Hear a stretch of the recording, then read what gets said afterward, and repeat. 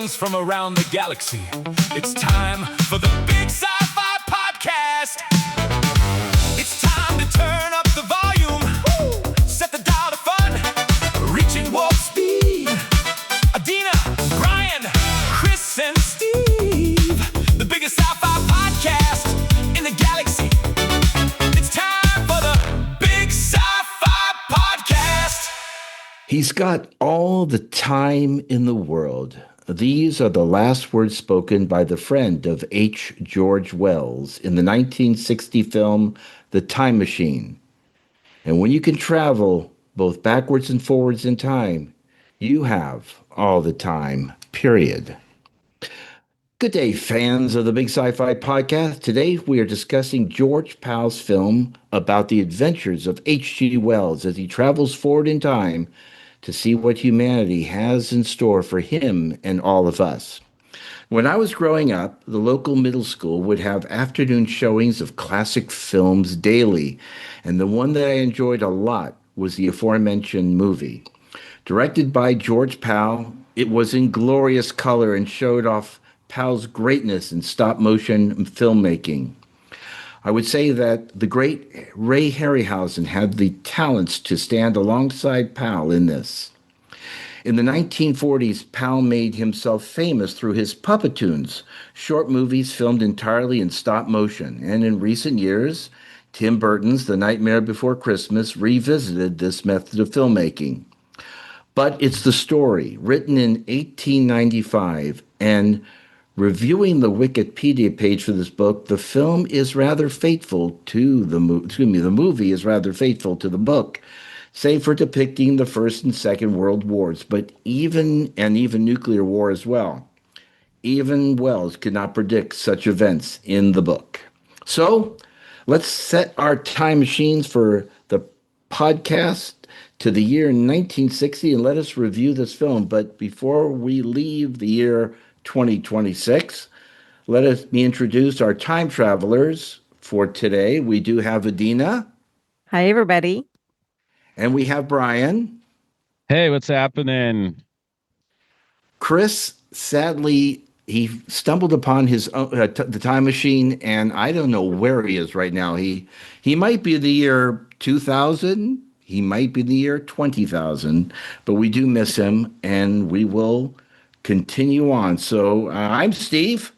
So let me grab a hold of the lever of the time machine, give it a good yank, and let's begin our discussion of George Pal's The Time Machine. So I guess the first and foremost question I always ask about a movie that is 66 years old, was this the first time you've seen it?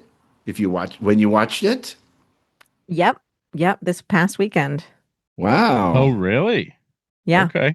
Well, that's interesting. That's well, I'm glad I chose it because it's nice to revisit one of these groundbreaking science fiction films. That's what I think of it as that way. Sure, but I will venture a guess that out of us, I'm the only one who read the book.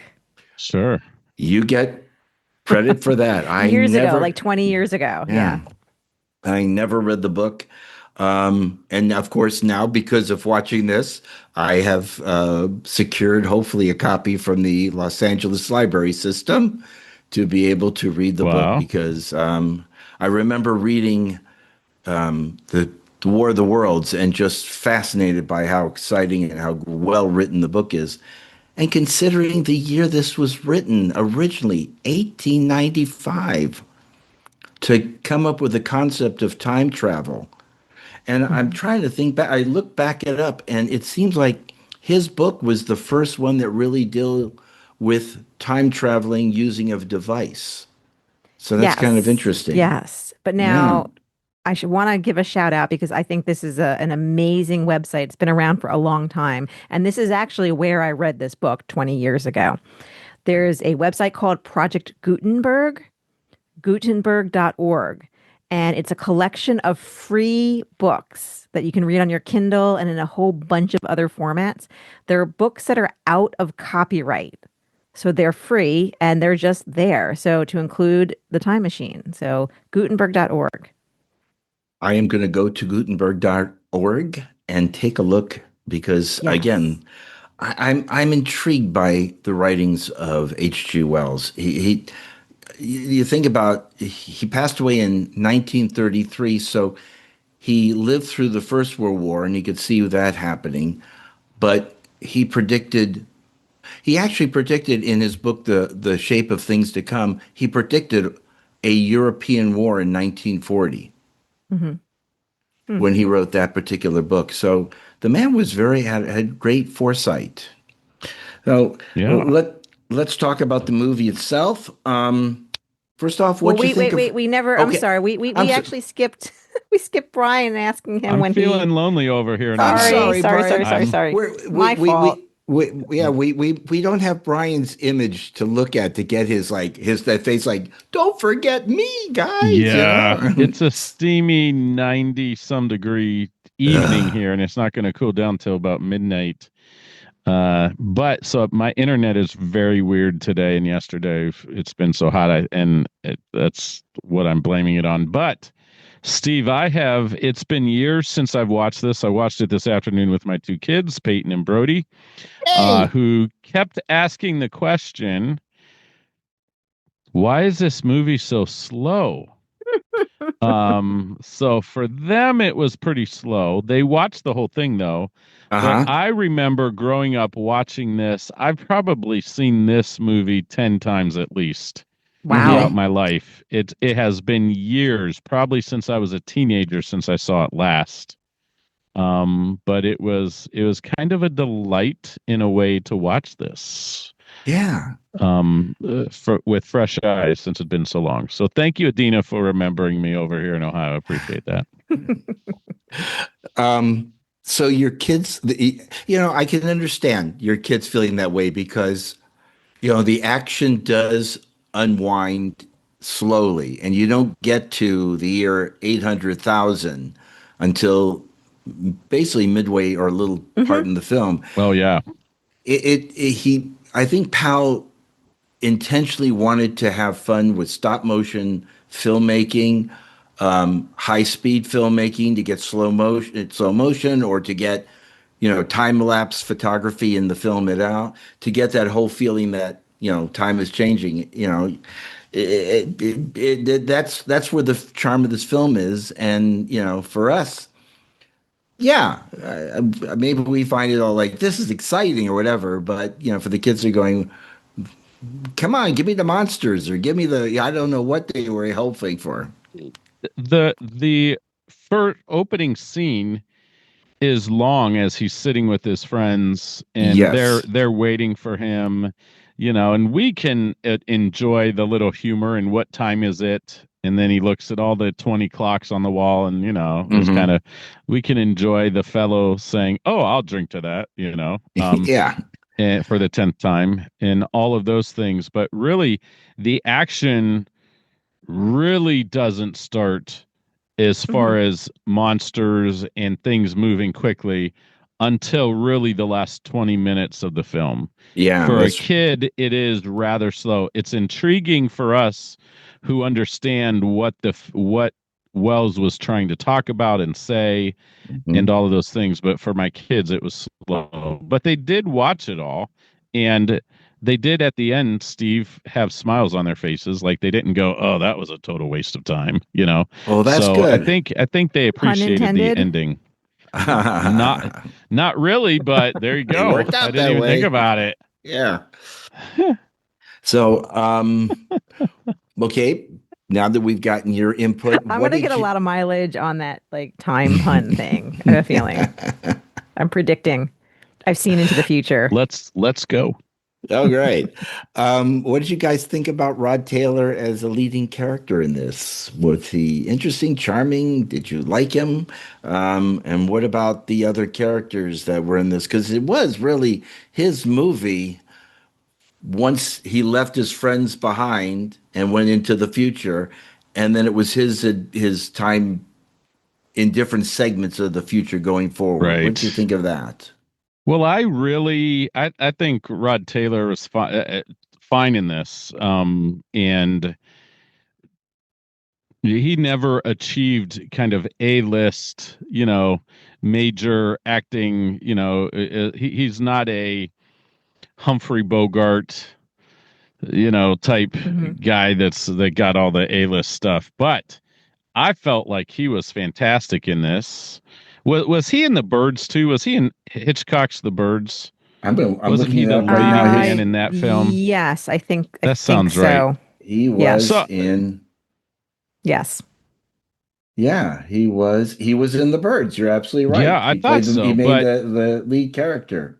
yeah, so I think he's a fine actor, and I think he was great in this role. In fact, I liked him better than the actor who played in the more recent version of this film.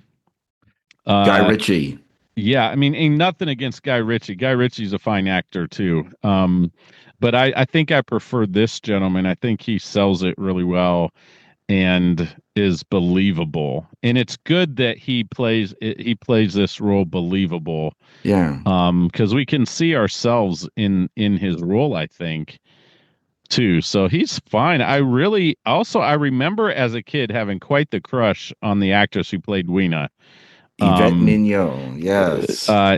she is a beautiful woman, and I just remember that came up as I was watching it. Like, oh, I remember, thinking she was really pretty when Mm-hmm. I was younger, Mm-hmm. and she did a fine job too for the role too. So Yeah. It's interesting. And I again now I really want to read the book because I want to find out about the singing or the speaking rings that oh, appear in interesting. that he Yeah. finds in there. Is that in I the book or not? Was that something that they did? so something I'll be honest. Okay, so I read the book 20 years ago.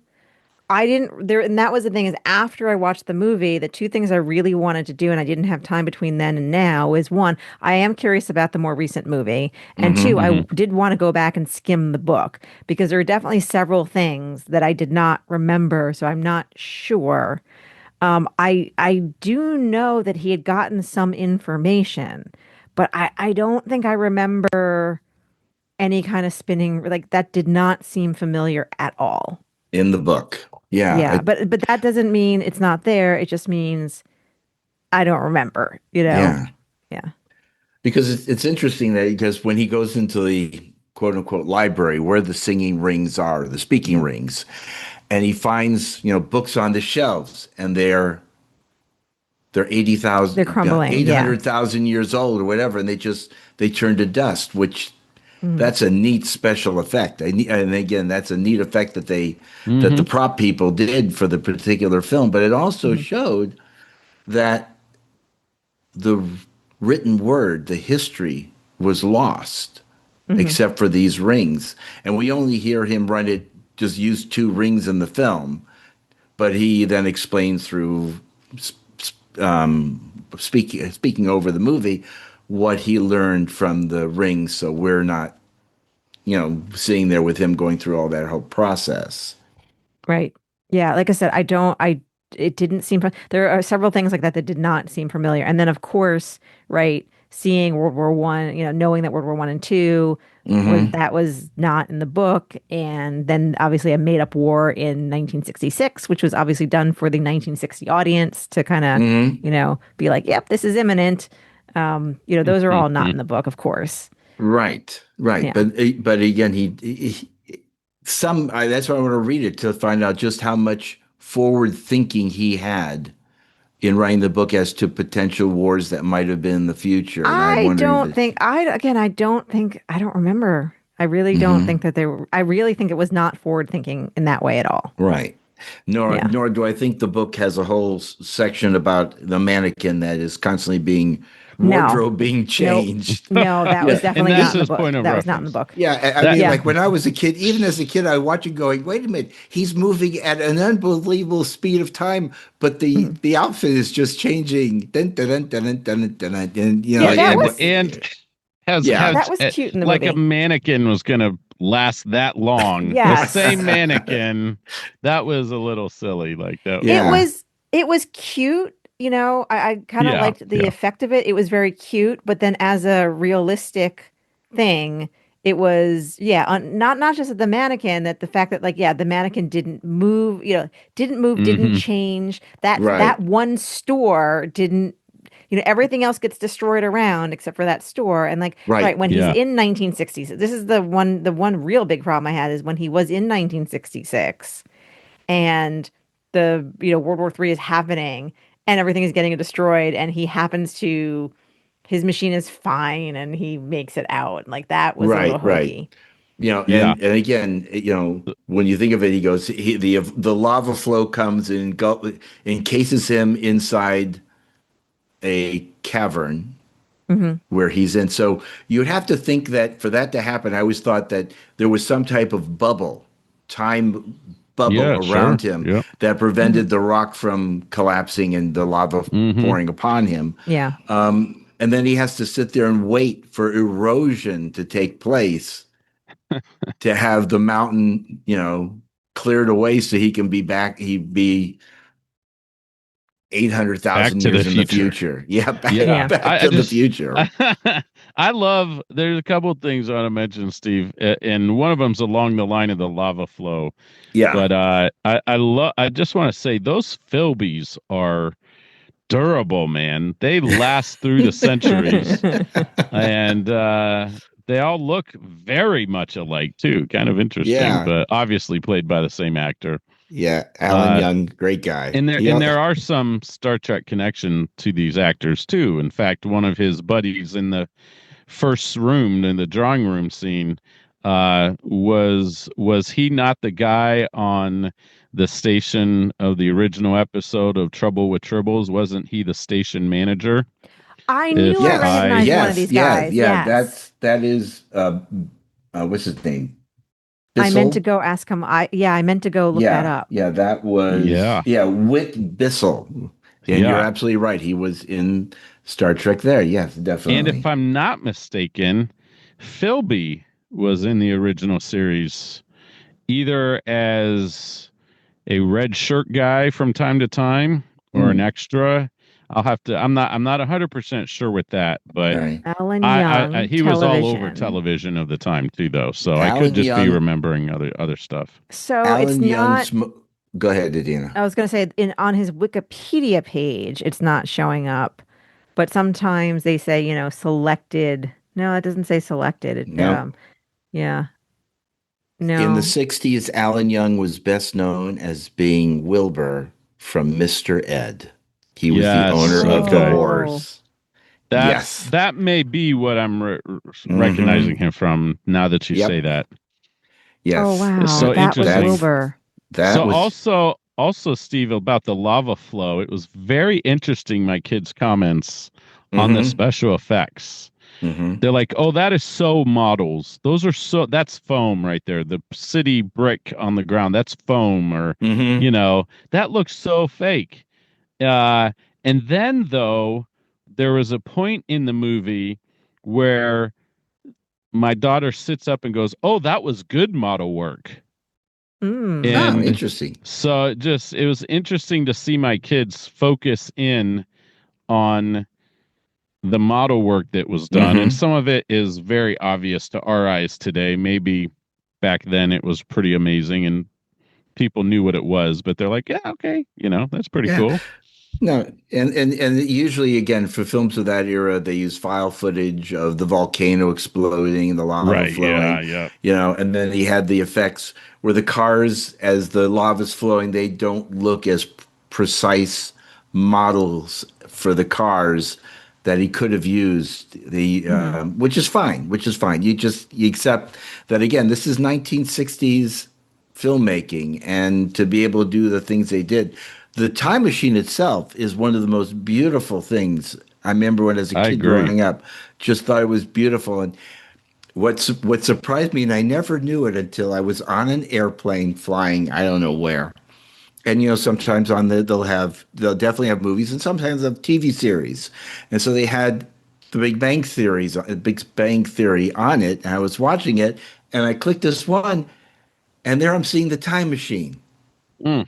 on the Big Bang Theory. And I was like, that's amazing that, they took an episode where they dealt with what would they have done if they got their own time machine, and it was a recreation of the original, because the original was already, gosh, 40 years old. But still, they were so faithful. And the idea of what would you do if you had a time machine? Where would you go? What would you? And the Big Bang Theory boys, Yeah, had it. yeah, Yeah. they had it.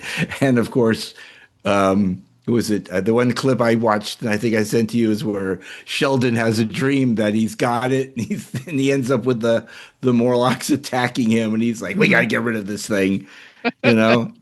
But again, that's just how iconic it's. The writers of that show remember watching the movie as kids, maybe, and said we had to bring this into the storyline. Sure. What Yeah. how would they react if they had a chance to have the machine itself? And yeah, I remember seeing the recreation of it at a place called the Movie Land Wax Museum. It was in Buena Park, and there was the time machine there. I saw it in the museum, so it's kind of cool to see that. It looked like it could function, even though you don't know where its power came from or how it created the bubble or any of that stuff. You just accept the fact that it works, and Yep. it takes them. And what's also again is, as I think I wrote in my some of the points, is that Wells chose to go to the future.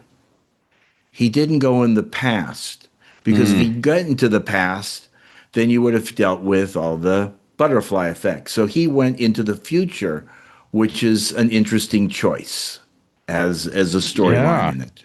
I liked how Rod Taylor's character said at the beginning, "Oh, I'm much more interested in the future." Hmm. Yeah. I thought that was pretty interesting because so often we do think, and some of it's, I think, for sci-fi fans, that's what ends up happening. Is you have all these questions. Well, if you go in the past, if you meddle too much, you're going to change stuff you don't want to change in the future, Hmm. So to go to the future, because he is forward thinking and wanting to see that man has improved, that man, it's so Star Trekky, really, to see that Uh-huh. man has improved, that we're making better choices, we're getting along better, we're not killing each other in wars, we're not creating, and it seemed to focus, at Well, least that's for what a he was hot second. hoping. Yeah. Yeah.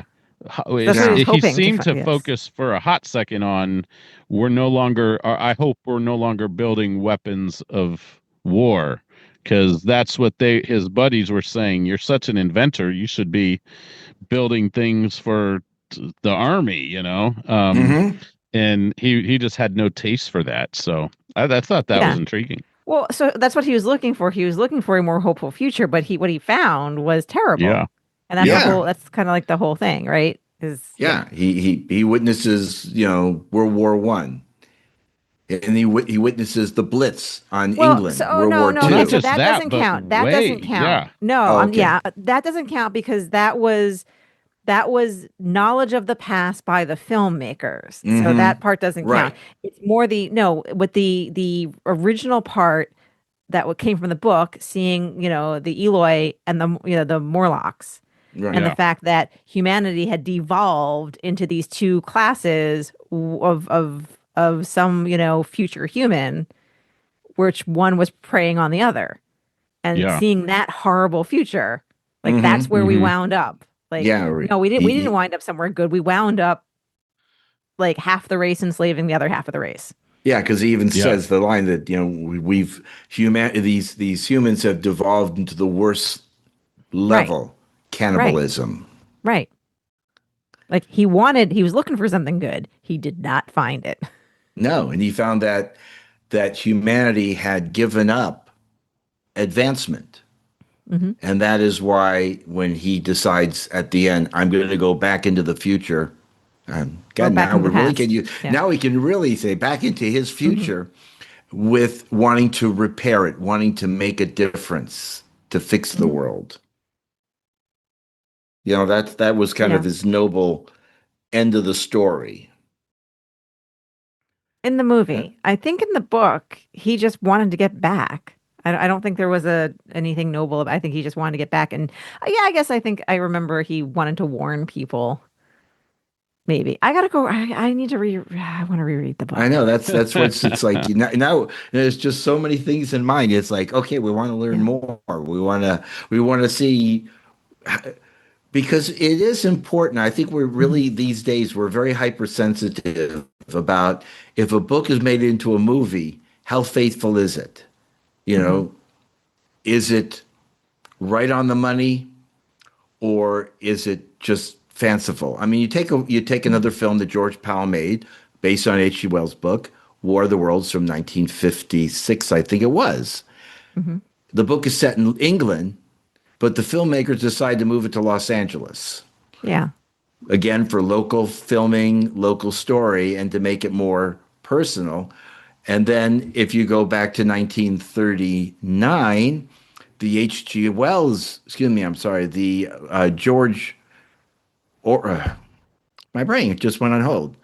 The radio broadcast done Mhm. by Orson Yeah, War Welles. of the Thank you. Worlds. Yeah. Yeah, Yeah. they set that in New Jersey and New York because that was the local area. That's where the Yeah. story would take place and have the greatest effect. So this movie hopefully is faithful to being the fact that they start off in England and he moves into the future. And also another interesting thing about Wells is he understood the idea that you move in time, but not in distance. Yeah. But now, when you say that, the whole thing about moving location, again, obviously we weren't present when they were making decisions, but there is a lot of, you're making a film for an American audience that yes, there is a lot of reason to say, take a book like that and set it in America. But Hmm. had they done that, they couldn't have done what they did with World War One, because World War One did Right. not take place where the time machine was. So that Right. wouldn't have worked. That would have Hmm. that would have fallen completely flat because they couldn't be anywhere, on United States soil really and have that effect of him walking out into the war and like Hmm. seeing, the bombing. You can only do that like in Europe. So well, not only Europe, but the point is you couldn't do that here in Yeah. America. So Right. in that case they had to it made more sense to keep it in England. Hmm. And I like that. I like the fact that they did that. And you're right, because you wanted to show the Blitz happening locally, because Hmm. America, except for Pearl Harbor, has never really had U.S. soil attacked in any Yeah. way in that And form. So honestly, the yeah. Pearl Harbor would not have been a great choice because Hmm. what he saw, like what they chose to do in the movie is him witness some extended war. Pearl Harbor Right. wasn't extended like that in that No, location. So no, and it you're still would absolutely not right. have worked. Wouldn't have worked. Hmm. Yeah. Um, Trying to think of other questions I had. Talked about that, the butterfly effect, and so on. Um,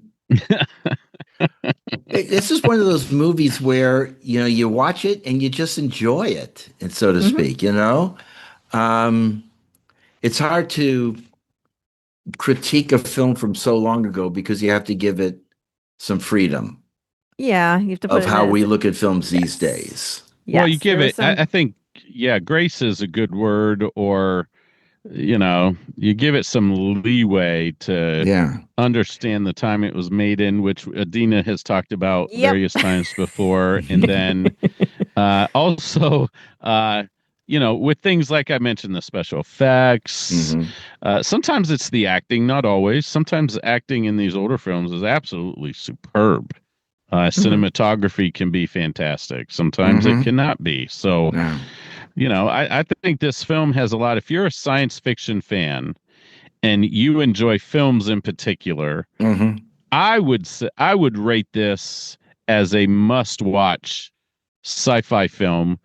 But also, I would encourage, like I'm challenged today too. I want to grab myself a copy of the actual book and see the difference in it. I have a feeling it's a lot deeper than this film Uh, chose to go with everything. yeah. So It's as books go, because I think, just as novels have evolved, it's on the shorter side. I think the novel is a lot better because I think I don't remember getting cringe vibes with Weena, like I got in the movie. Yeah. I was going to ask you if Yeah. normally there's this seemed like one of those films that avoid the cringe factor, No, but it was not the I mean, worst. no, mhm. for sure. Yeah. It was not the They worst, but I don't they could remember it have being like that in the been, book. yeah, they could have been much more scantily clad for one thing Yes. than they were in this film. Um, that could have been significantly more predominant in the film, but Yeah. they chose to be rather plain Jane. Uh, really, the men Hmm. and the women were really dressed almost identical, not quite, but Hmm. very similarly at Mhm. least. And um, I found it unfortunate they made her a blonde. So she kind of, they kind of comes off as a blonde bimbo kind Well, of. that I'm okay with that because they made all the Eloi were blonde. Yes. That's You know, excellent. so Yes. like Yeah. it's like they bred one just sub element of Hmm. human. So I'm Oh, okay. I'm good because the Morlock are not good. Like that's the whole thing. Is like they're not good. yeah. They've bred them for food, right? They've bred these humans for food. So the fact that they restricted it to one set of genetic, like Weird. I'm okay with that. Yeah. I, Yeah. I think you're right with that. Now that I Yeah. hear you say Mhm. that out loud, Adina, Yeah. Yeah. and I'm wondering again, in the book, are they all blonde, I or is that a think choice the so. filmmakers made? Yeah. I Okay. think again, I feel like I really shouldn't be saying these things. 'Cause Yeah. it's been so long. But I'm just, but the thing is, it was one of those things where I'm watching the movie, I'm kind of like, does that make sense to the, like, Hmm. um, but yeah. So I won't say, I don't know. I don't know. Yeah. But it was also interesting how they depicted the Eloi as very lethargic, Hmm. like cattle. That Hmm. was you're just grazing on the food we give you. You don't have to do anything. Don't get too tough. Don't work too hard. You don't want to toughen up the meat. You want to. Yeah. They're almost like they're human veal cows. I mean, is what I they were doing with them. And You that I that had know. is, and that forgotten is, this part. Yeah. yeah. And that part, I'm pretty sure was in, the book. Like, just, yes, they are just docile. They're Hmm. just existing. Like, and there's nothing to them. Yeah.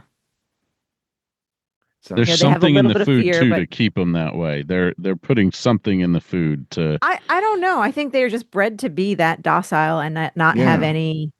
anything. I think they were just bred that way. I don't think there was anything in the food. I think they were just, And they were, and again, a pure vegetarian diet. So yes. usually, if you eat enough certain fruits and stuff, they do have an alcoholic quality to them that will leave you a little, purposely lethargic. Yeah, I But mean, again, you we definitely didn't. don't want to go into the water if you're one of these people. You want to stay away from the water's edge Hmm. if at all possible, because you're No one but done. Rod Taylor's going to Hmm. come and save your. Unless, yeah, unless a guy from 800,000 years earlier or Yep. whatever is gonna come. It's Yep. also interesting that he chose, in the book, as in the movie, to have him end up 800,000 years Hmm. in the future. That so, the fact that also in the movie, English was the surviving language Hmm. 800,000 years in the future. Again, it works for the movie, it works. And that's, you don't Well, want and to, he's in the greater England area still, right? He didn't. The time machine was in the same spot until hmm. the Eloi moved it, or the Mordocks moved. What are they called? Mordocks, They're Morlocks. Morlocks. Morlocks. Morlocks. Until they moved it into their cave there, and then he moves it. But so it's Yeah. hey, Yeah. But again, if he'd have been that's in China, they would have been Chinese, maybe. I don't know. Yeah. so, yeah, that, and again, we don't know about the rest of the we kind of say like, okay, everything happens in this small, literally almost 1 or 2 mile radius, is everything's happening right there. Yeah. We don't know the rest of the world, the rest of the earth is our Morlocks in other locations, our other, like you said, if they were in Yeah. China, would they be Chinese Yeah. genetic type of people? They I kept think the it book pretty just, simple. yes. Well, I think the book did too. I think the book just kind of assumed this was it, not, and that there wasn't Hmm. anything greater going on. Hmm. But again, the book, for one, the book was not the longest book on the planet. It's actually it's a fairly short Yeah. novel, right? As things go. And given what H.G. Wells was doing, I mean, like, this is essentially the invention of time travel. Yes, Like, it he really did. So the thing is. is like, he did so much in this book that, so like the fact that he didn't do like a lot of other things, I think like it's okay that he didn't do a lot of these other things because he did so much by giving us time travel. And almost to some degree kind of set the rules Hmm. Yeah. about time travel in some sense. And again, that's the forward thinking that he did. That is truly amazing because you always say, where did these original ideas come from? And Hmm. everyone says like the original sitcom goes back to the Honeymooners from the 1950s. Okay, and I Love Lucy, you can tell where that came from. But he established the rules kind of for what it's going to be. I mean, as much as, Asimov's three laws of robotics, establishing the baseline that other people move forward on.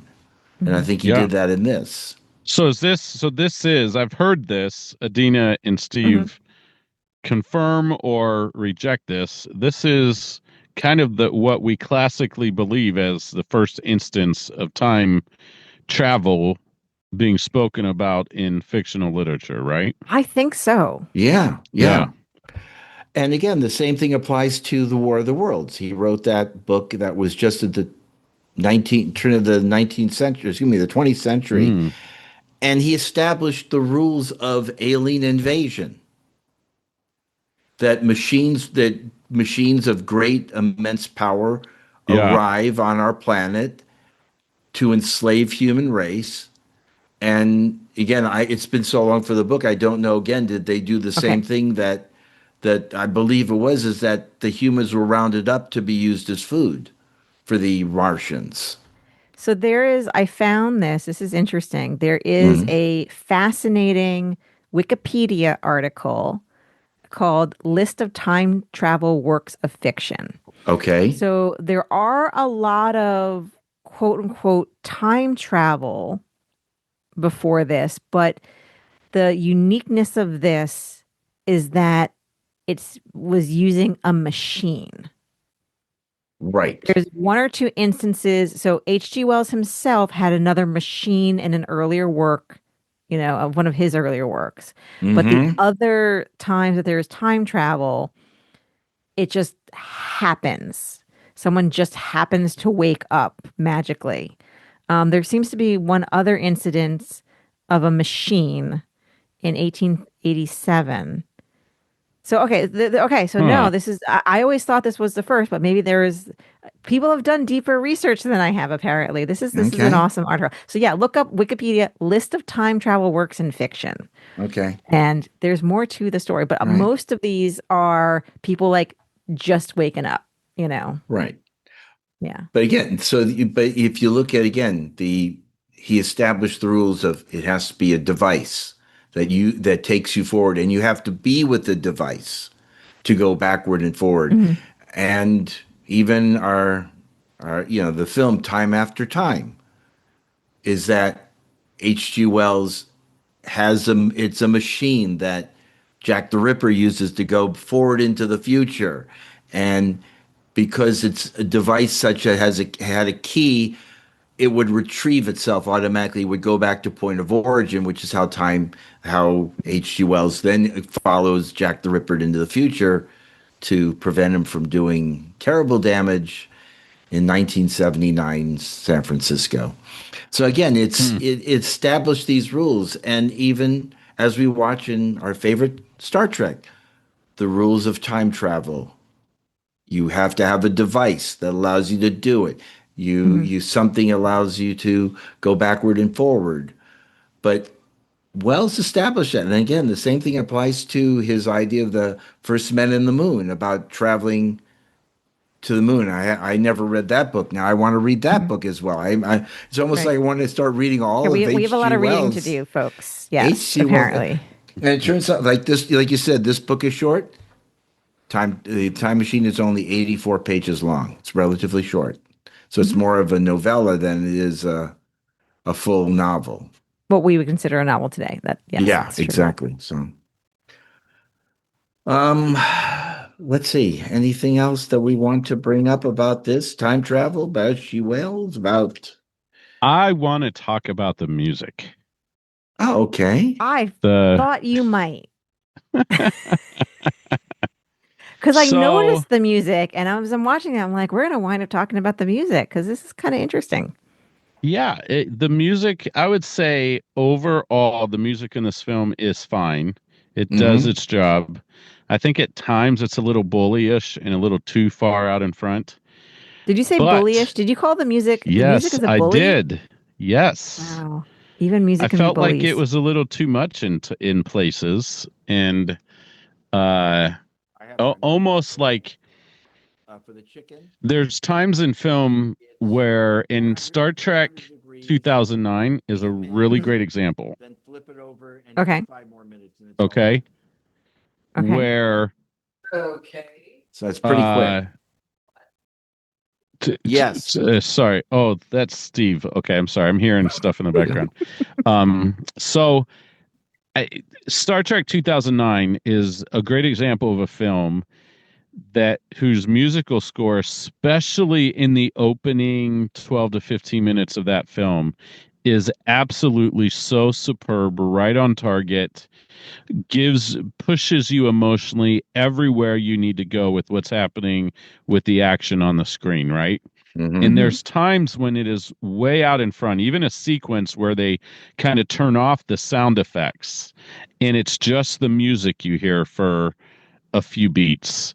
It's so superbly done and marvelous in all the right ways. In this film, there were a couple instances, and I would not be able to point to them specifically now, but where I felt like the music was too far out in front, and I just felt like it was trying a little too hard to be grander and more epic than the story actually called for. So while I would rate the film's musical score as fine,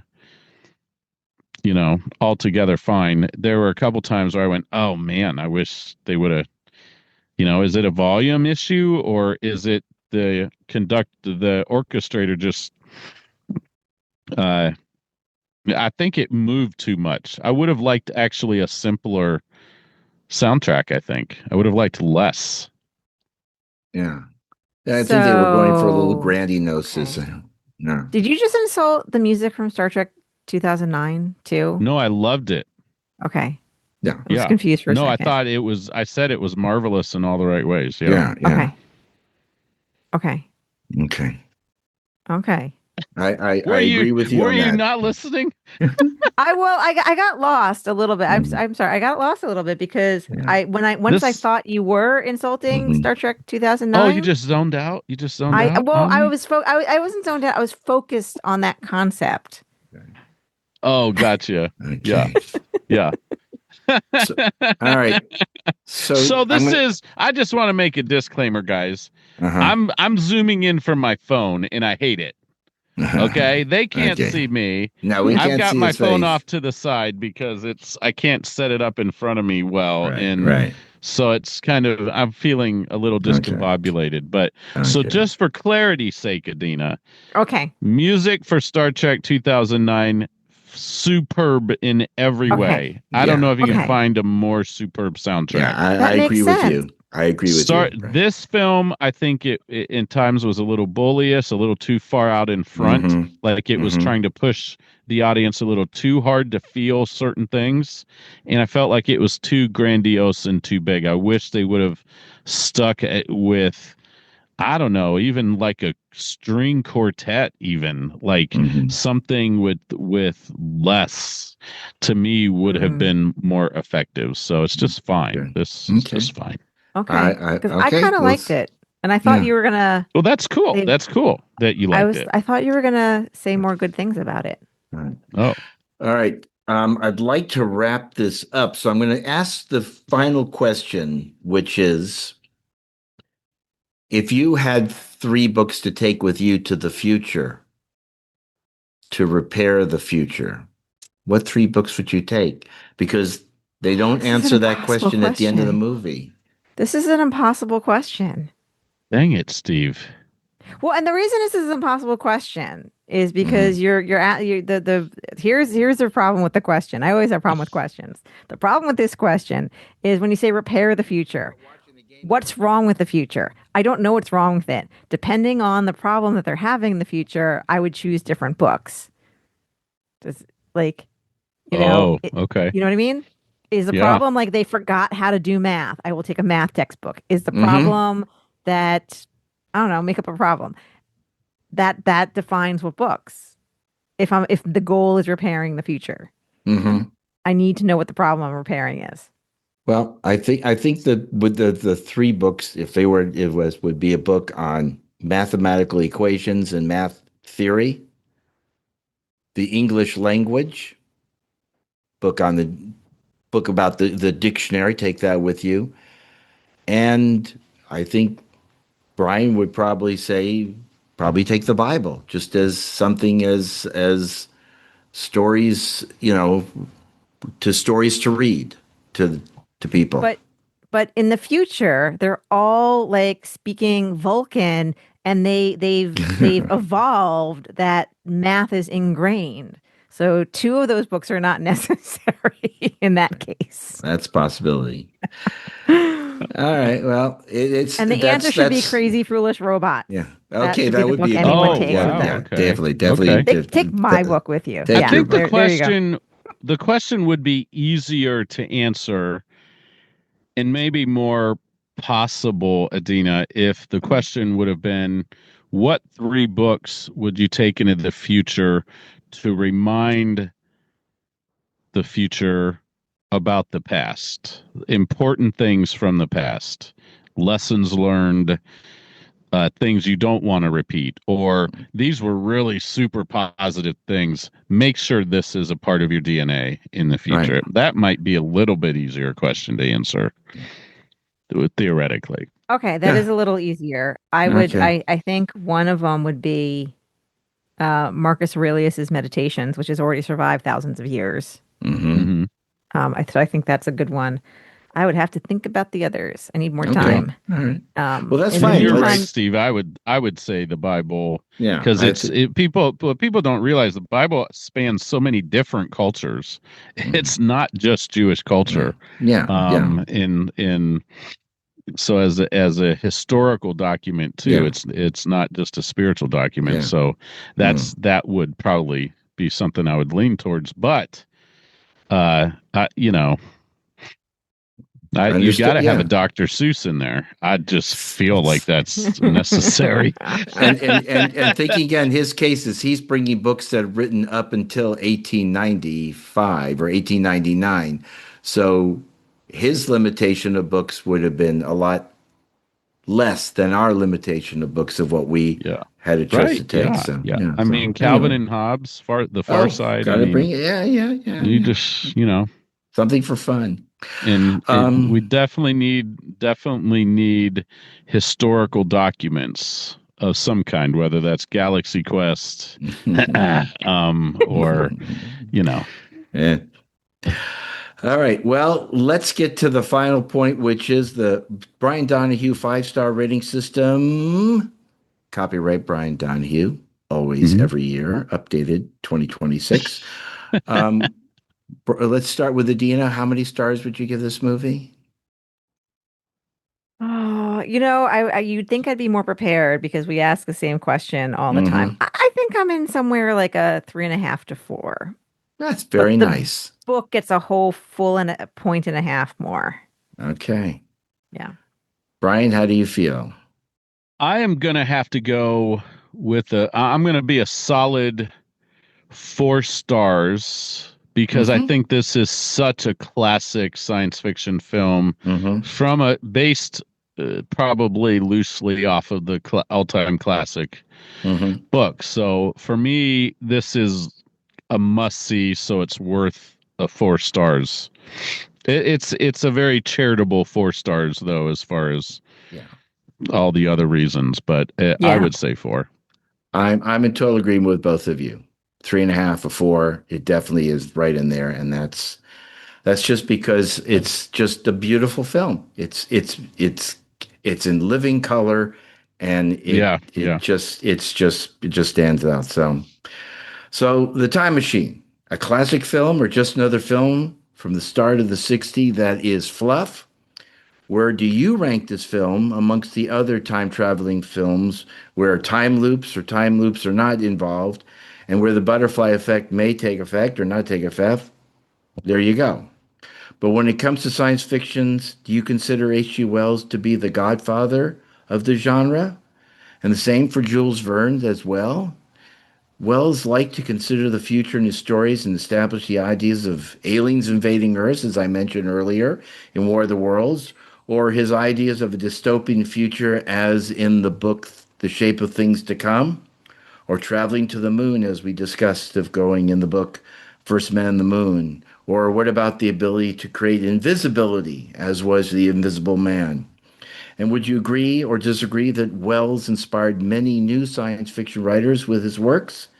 And that is a question to be answered in another episode of the Big Sci-Fi Podcast. So for now, let me thank you for listening to our podcast.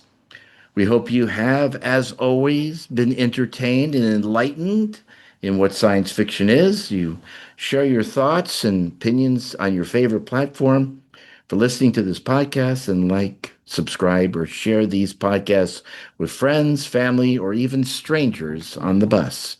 And as always, I leave you with these parting words. Look to the skies, live long and prosper.